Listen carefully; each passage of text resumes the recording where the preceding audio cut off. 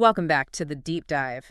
Today we're getting into something you sent us, a phenomenon that's, well, it's arguably more insidious than the Great Resignation. Or even quiet quitting. Exactly, because this happens completely beneath the surface. Yeah. We're talking about something called quiet cracking. And it's really the next evolution of employee disengagement. Mm. It is so vital for you to understand the distinction here. Right. Quiet quitting, that was an act of choice, right? You do the minimum required.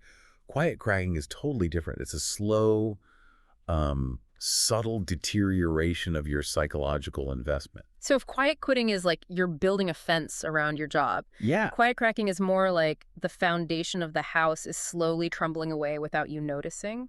that's a perfect analogy. Mm-hmm. In organizational psychology, we define it as the absence of work engagement. People are still showing up, they're still doing their tasks, but they have this reduced vigor, dedication, and absorption. Okay, so in plain English, what does that mean for you listening? It means they're not bringing their full energy, they don't believe in what they're doing, and they're just not mentally there when they're doing it. All right, let's unpack this silent erosion. Our deep dive today is based on excerpts from research called Quiet Cracking, the silent erosion of employee engagement, and the strategic imperative of purpose-driven leadership. And the data is really something. The scale of this problem it's genuinely startling.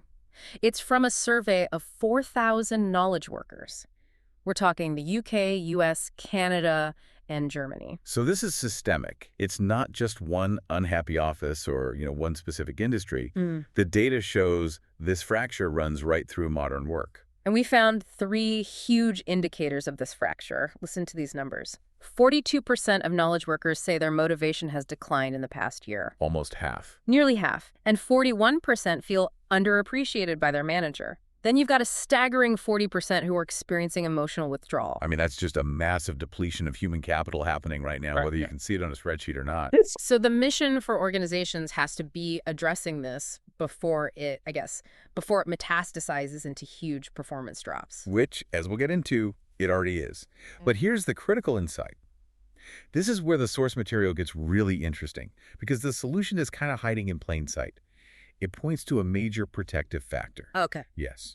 Employees who consistently get the why behind what they're doing, the purpose, they are so much more resilient against these exact symptoms. They're not just happier, their foundation is structurally sound. And the data on that difference it's huge. And it's actionable. People who get the purpose behind their work are more than twice as likely to feel energized. The number is 61% versus just 29% for those without that clarity. That gap right there, that tells us exactly where we need to focus. It centers the entire discussion. The drivers are complex, sure, technology, anxiety, all of it. But the solution is fundamentally about meaning and clarity, not about, better coffee in the break room. So let's jump straight into the source of all this pressure. How is this quiet cracking being driven? Because if the scale is this high, it can't just be individual burnout. It has to be cultural. The scale absolutely demands that we look past individual issues to these broader structural factors. The research breaks it down into 5 primary drivers. And they feed off each other, right? Or absolutely, they're synergistic. They make each other worse. Okay, let's start with the one that feels the most, paradoxical. The one that's supposed to make our lives easier? Technostress. This is a major failure point. Technology, which we all thought would boost productivity, has negatively impacted 64% of workers. Wait, 64%? That number should stop everyone in their tracks. Technology is supposed to be the solution, not the primary cause of decline. But it's the content switching, the deluge of notifications, all the different platforms, this expectation of being instantly available. It's creating cognitive overload. Our brains just aren't designed for it. Not at this level. The source notes that 27% of people report regular digital overwhelm. That cognitive tax, just the micro decisions of which platform to check first, that's what drains the battery. Okay, so that's the digital side. The second driver is eroding work-life boundaries. And the shift to remote and hybrid work really just dissolve those old boundaries, the ones that used to segment our lives. The commute used to be a psychological buffer, in a way. It was. And now, even if you're working the same number of hours, the psychological energy it takes to manage that erosion is it's depleting. Your office is your kitchen table. I feel that. You're thinking about work stress when you're supposed to be relaxing, because the office is still physically right there. You never really switch off. That aligns perfectly with what boundary theory research tells us. If you blend your professional and personal roles without what we call segmentation resources, you get drained very, very quickly. What are segmentation resources? Is that just like a hard stop time for email? That's a big part of it, but it has to be institutionally supported. It means clear policies on asynchronous communication, a culture that actually respects time off instead of celebrating being always on. Hmm. If the company doesn't provide those, the employee is left to manage it all alone, and that is exhausting. Driver number 3 is the one we talked about as the antidote, but its absence is a huge cause. Lack of purpose clarity. If you're just completing tasks and you don't understand how they contribute to the bigger picture, your intrinsic motivation just drains away. You're just pulling levers. Exactly. Not building something. And this affects everyone, but the research notes it hits younger workers especially hard because they often prioritize that mission alignment. The fourth factor brings in that future uncertainty, AI-related anxiety. This is a really powerful silent tension. Right. Just the uncertainty about how AI will impact roles, skills, even job security. It creates this sustained anxiety. People worry their whole career path might just vanish. And if leadership isn't transparent about their strategy for that, the tension just festers. It really does. And then finally, the fifth driver is pure frustration, jargon, and communication opacity. Oh, this one is big. When the language from leadership is just saturated with buzzwords, leveraging synergistic cross-platform methodologies, You lose people. you completely lose them. It creates this sense of detachment. It signals that leadership is speaking a totally different language from the people doing the actual work. And you can see how they all compound. Technostress is bad enough, but if you have no purpose clarity, how do you even know which of those 100 notifications to prioritize? You can't. You end up overwhelmed, confused, and eventually you just withdraw. It's a perfect psychological storm. So we've mapped out the 5 pressures. Now let's talk about the cost of ignoring them, not just emotionally, but financially. What are the real consequences here? And this is where it becomes a critical business concern. The impact on performance is immediate, and it's quantifiable. Just look at the productivity difference. Okay. Business units in the top quartile engagement show 18% higher productivity than the ones in the bottom quartile. 18%. That is an absolute gift to your competition. I mean, that's often more than you gain from some massive, expensive new software system, and it's just being lost. And if you just want to look at the financials, it's indisputable. Highly engaged workforces show 21% higher profitability. Quiet cracking is a direct threat to your competitive sustainability.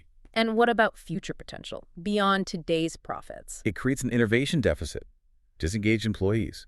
They just don't do creative problem solving. They don't share knowledge freely. If 40% of your people are emotionally withdrawn, your organization is basically operating with a compromised ability to see new opportunities. An existential risk in some sectors. Absolutely. And the cost to the individual, of course, is profound. We're talking about elevated depression, anxiety, that chronic stress from technostress and purpose ambiguity keeps those fight-or-flight responses constantly activated. Which leads to career stagnation.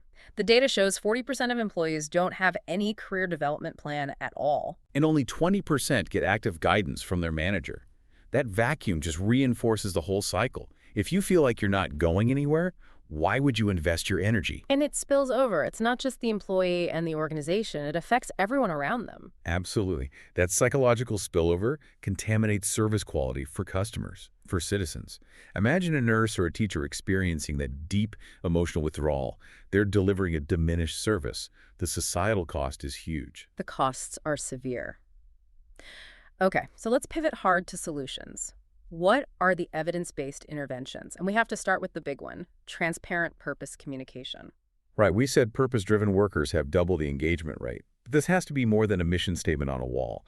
The communication has to articulate a clear, tangible link between what I do every day and the bigger outcome. It's what we call task significance. Making the abstract concrete. Precisely. Yeah. And crucially, that communication has to be bidirectional. Employees need to be able to ask questions, to challenge it, to co-create that meaning so they feel like they own it. And that's where you see that powerful contrast in goal setting. You replace a metric like process 500 applications with the impact. Enable 500 families to access housing support. It's a profound psychological shift. The first goal treats the employee like a machine. The second treats them like a contributor delivering a human outcome. Mm. Companies like Patagonia do this incredibly well, and it acts as a powerful shield against this kind of disengagement. Okay, next up, we have to tackle technology, especially with that 64% negative impact figure. And the research is clear. The problem isn't the tech itself, it's the implementation. Especially since 21% of people cite insufficient training. The solution has to be human-centered. What does that look like in practice? It means phased rollouts with user feedback, not a big bang launch that shocks the system.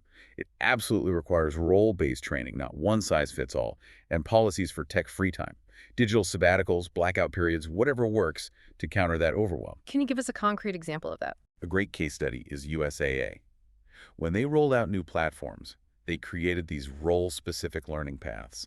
They also designated tech champions in every department for peer support. People had time to adapt, the training was tailored, and they saw technostress go down significantly. Our third intervention targets that 41% who feel unappreciated. Managerial capability. Recognition is low cost, high impact, but it has to be done right. Yes, and there's a science to good recognition. Generic praise like, great job, just doesn't move the needle. Effective recognition has to be specific, timely, sincere, and proportionate. The behavioral specificity is the key there, right? Absolutely. You train managers to move from the vague to the specific. Not great job on the project, but thank you for finding that data quality issue in the model before we presented it to the client. That signals you're actually paying attention. It satisfies that deep psychological need to feel seen. Advocate Aurora Health trained 8,000 managers on this and saw perceptions of being valued go up substantially. Okay, now let's talk long-term resilience. Structural change. Starting with performance management. The research suggests optimizing the system alone could unlock a 10% productivity gain. Traditional annual reviews are failing. They're backwards looking, they're tied to compensation. What we need is continuous development-focused feedback. Weekly or monthly check-ins. And critically, you have to separate the development talk from the money talk. Why is that separation so important? Because the second money is on the table, the employee gets defensive, they're negotiating, not learning. It kills the psychological safety you need for honest growth. And you see companies like Adobe ditching annual reviews entirely for these regular check-ins. The result was lower turnover and higher engagement. They focused on coaching, not grading. Next, leaders have to address the psychological contract, the old deal security for loyalty that's broken. It was eroded decades ago. So what does the new contract look like? It has to emphasize employability over employment security. The company commits to investing in your skills, and you commit to continuous upskilling. It's an investment partnership. But it requires honest dialogue from leadership, acknowledging the old promise is gone. Another key mechanism is distributed leadership and autonomy. This directly counters that feeling of having no control. Giving decision rights to the people closest to the work satisfies that core human need for autonomy. When people feel they have control over how they do their work, they are just far more engaged. Like at REI, where store employees are involved in scheduling and merchandise planning, they feel respected as experts. Exactly. And finally, you have to integrate continuous learning ecosystems. This hits the training deficit and the AI anxiety. Learning has to be accessible, relevant, and this is crucial. It has to be rewarded. What do you mean by rewarded? It can't be an optional thing you squeeze in after hours. You have to signal that development is a core part of the job. You see this with programs like Deloitte University's learning boards, which allocate protected time for learning. It becomes a measurable competency. So let's bring this all together for you. Quiet cracking is this invisible crisis, a chronic deterioration that demands your strategic attention. And the dual solution is purpose, that systematic mission clarity and human-centered systems. Your key priorities now are really threefold. First, audit your tech, house the training, the user experience. Second, establish systematic granular purpose communication. And third, start recalibrating those psychological contracts with honest dialogue. If quiet cracking is fundamentally driven by anxiety about the future, about AI, about change, then maybe the most profound intervention an organization can make is cultivating psychological safety, a place where experimentation and failure generate learning, not punishment, turning that thread of change into a true source of excitement, something for you to think about long after this deep dive ends.